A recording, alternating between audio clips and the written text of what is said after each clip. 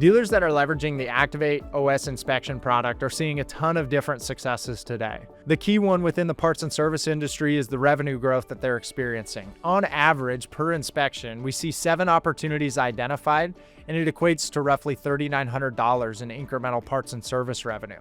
Average capture rate across the Activate customer base sits today at 54%. Nearly $2,000 per inspection is being generated in immediate revenue, with an additional $2,000 that also moves directly into our backlog for follow-up at a later date, allowing us the opportunity to recapture those revenue opportunities.